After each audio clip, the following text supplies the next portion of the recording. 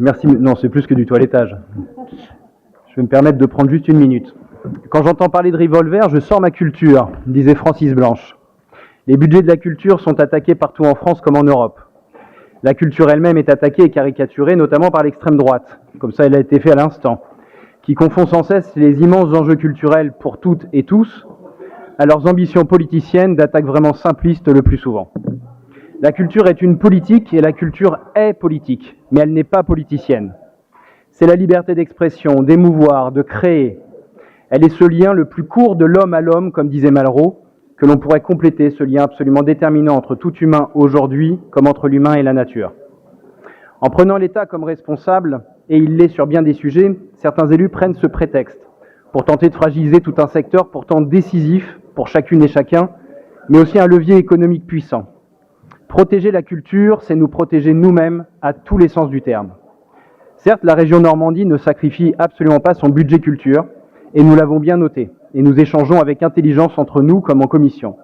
Et je veux d'ailleurs remercier les services, bien sûr, mais aussi M. Gaumont et Catherine Morin-Desailly pour nos échanges, que nous soyons d'accord ou en désaccord. Mais il ne s'agirait pas non plus de tergiverser sur quelques sommes, alors même que la crise sociale, environnementale et sociétale est d'une grande violence, notamment pour les plus précaires d'entre nous. La crise sanitaire fut un événement terrible pour toutes les familles endeuillées comme pour les soignants et le pays entier. Ce fut terrible aussi pour une rupture de lien, et notamment pour ce lien culturel. Ce fut d'ailleurs un combat partagé par une large majorité de cette Assemblée, et évidemment jamais par l'extrême droite.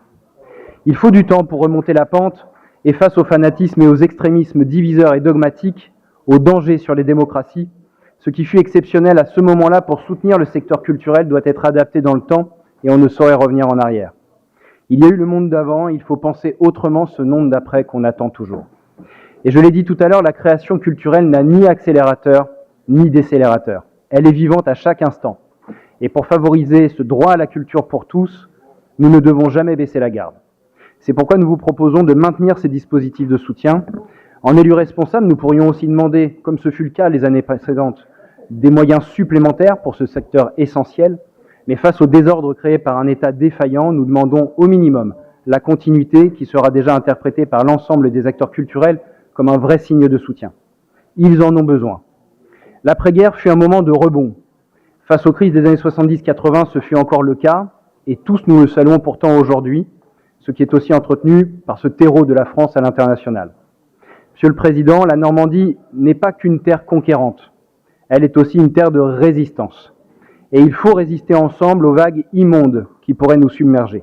Et cela commence par ces sujets qui pour nous ne sont pas anodins. Je vous remercie. Merci.